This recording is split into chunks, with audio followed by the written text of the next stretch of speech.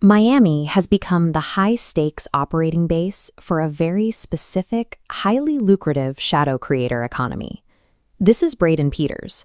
He graduated from an elite prep school with a 3.9 GPA, but he traded a traditional career path to become Clavicular, the administrator of a high-risk Looksmaxxing empire. He is the premier figurehead of Looksmaxxing. It's an online subculture that sells extreme, structural physical transformations to teenage boys.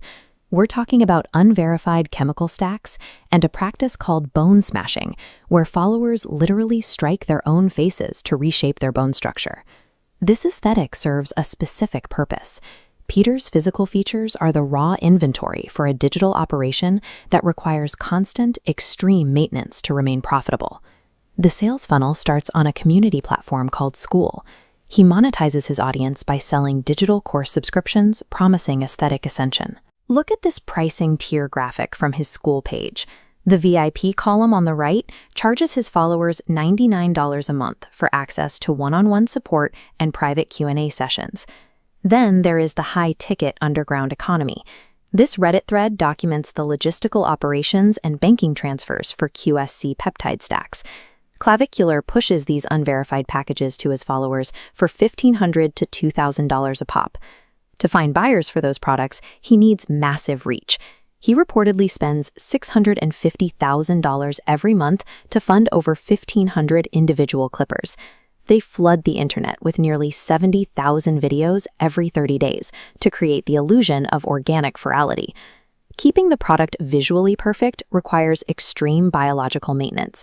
He has openly admitted to using methamphetamines to suppress his appetite and sustain a perpetually shredded aesthetic.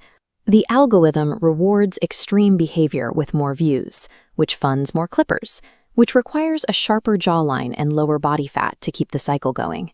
Personal physical degradation is a required component of his business model. On April 14th, that biological maintenance failed. He was broadcasting live on the streaming platform Kick from a bar in Miami. Within seconds, he went from visibly impaired and slurring his words to completely unresponsive. Hundreds of thousands watched him lose consciousness in real time. Paramedics arrived shortly after. Leaked 911 dispatch audio from the incident explicitly referenced a 20-year-old male overdose. He was rushed to the hospital. Instead of logging off, he commodified the emergency. He posted a selfie from his hospital bed, his face covered in blood, with a 3-word caption, "That was brutal. The human body has limits." When you build a monthly recurring revenue model on surpassing those limits using heavy chemical assistance, a medical emergency is a mathematical certainty. Less than 24 hours later, he discharged himself and turned the camera back on. He was right back on Kick, streaming to a teenage audience. Look at the bottom of this diagram. His rep dropped him, demanding treatment, but Kick responded with absolute silence. He survives because extreme toxicity is standard. As the full graphic reveals, he surrounds himself with a network of outcasts. That network includes Aiden Ross, a massive influencer who was banned from Twitch 8 separate times before making Kick his home base. When Clavicular ran over an alleged stalker with his Cybertruck on a Christmas Eve stream, shown in this X post, Aiden called him live and offered to deploy his own legal team to handle the fallout. He runs joint streams with Folly, a creator deported from the Philippines after spending 290 days in jail for harassing locals on camera. When your peers are a hall of fame of banned, legally compromised streamers, a live overdose doesn't end your career. It just gives your clippers fresh material. This timeline tracks the exact fallout. 9 days after collapsing on stream, he hit a different kind of wall. On April 23rd, YouTube terminated his 2 secondary channels. His original channel was removed months prior, so he built 2 new ones, framing them as free educational courses to empower young men. Peters publicly claimed YouTube gave him no warning or explanation for the ban. In that same post, he attached a screenshot of the official email from YouTube that detailed exactly why he was being pulled. That email stated his channels were pulled for direct circumvention. He was dodging a previous ban tied to facilitating access to illegal and regulated goods. The tech ecosystem has clear priorities. A platform will completely ignore a live medical emergency, but if you exploit a terms of service loophole, the internal investigations launch immediately.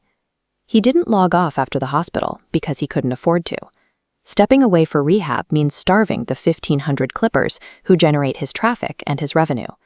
The attention economy provides no safety net for silence.